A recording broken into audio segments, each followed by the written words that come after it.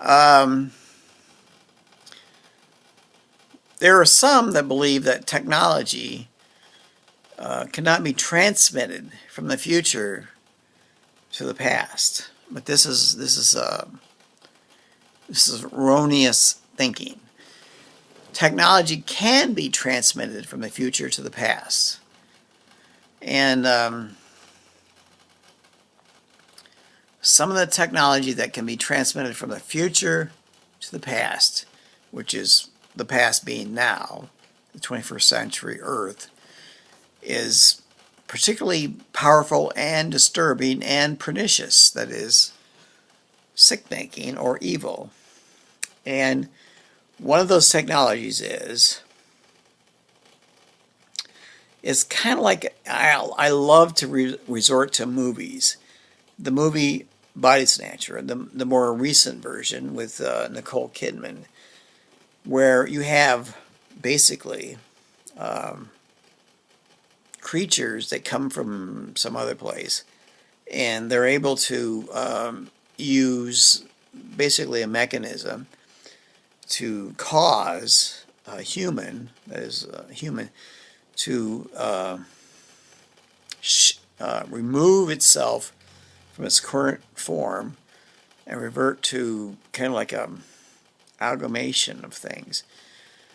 So, so here's Nicole Kidman talking about her being a postmodern woman, and then suddenly this man suddenly becomes very disturbed and starts shaking, and it turns out that he shakes his skin off of him, and he squirms away and becomes something else. This is exactly what the technology is. It's as if you take the skin from a normal human or a normal humanoid, and you remove the insides, and you have the skin.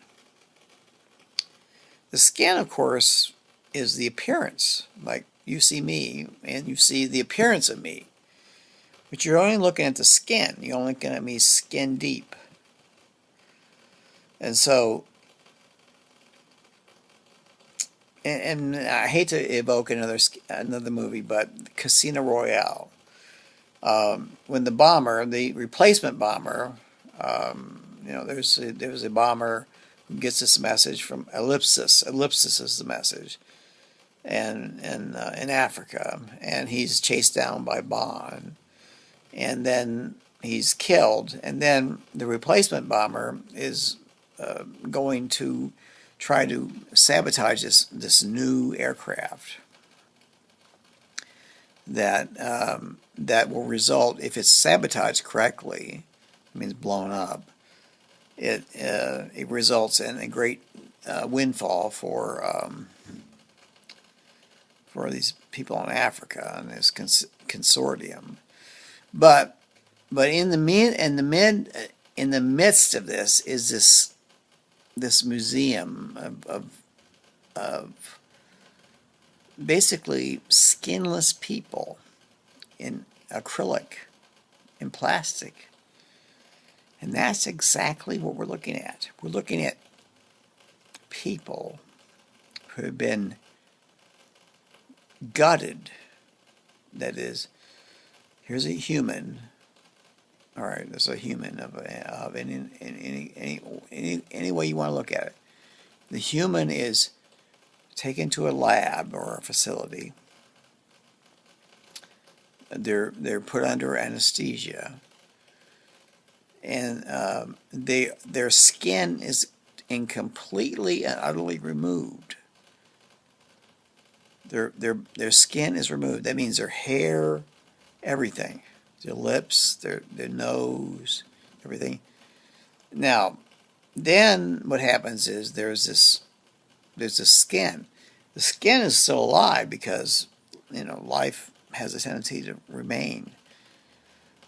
And then the inside is put in a kind of like a box or a crate, sort of like iced up and it's preserved. The skin also. The skin, of course, can be taken to another facility, and then you have a skinless creature. A skinless creature could be anything, anybody, anyone. And then the skin could be applied, that is, put on to what remains of another human. Now, this other human could be, sadly to say, someone who's been conditioned, sort of like made to serve in a kind of like automatic way. Ants are kind of like instinctual. That is, an ant will obey its queen explicitly, will not question, will go forward and do what the ant is commanded to do. This is the way the creatures that are put inside the skins of other creatures, other humans. So, hypothetically, if a person who was accused of robberies in Western Washington and Western Seattle, but they were not the actual person, but merely the skin, that is, the skin and hair of the person, would it really be the person? It wouldn't be the person. It would be someone masquerading as a person. And why would they do that? To sow discord in the communities, to create discord, to inhibit what would normally be a firebreak in the ever progressing march of this, what I call the army of darkness, toward their ultimate goal, utter and complete domination.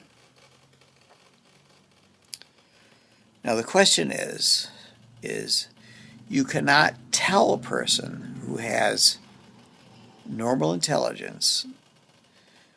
Normal intelligence means you have a certain skepticism.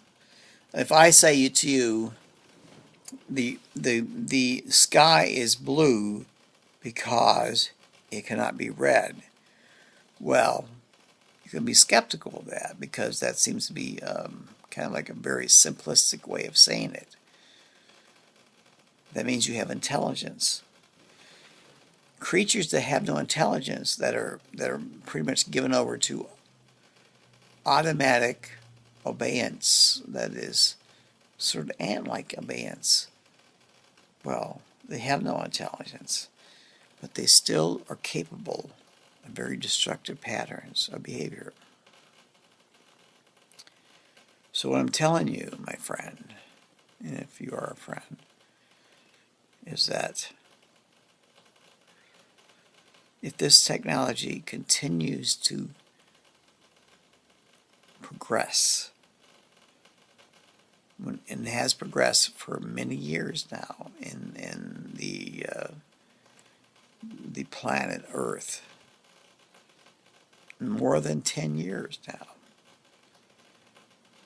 then the firebreak that would normally stop this kind of progression toward utter and complete chaos will erode, and there'll be no stopping it. The army of darkness will, in fact, prevail. It will not prevail if, and only if, good people who have allied themselves with other good people find the means to stop it, to countervene it, to interdict it, to prevent it from happening. But that is a very difficult process. It's a very difficult task. So, anyway, this is Operations Officer Windfall. And the time is approximately 6 p.m. Pacific Daylight Time. Today's date is August 23rd, 2013. I am in room 102, the Roadway Inn in Shoreline, Washington, United States of America. I don't give a shit what you think. This is true.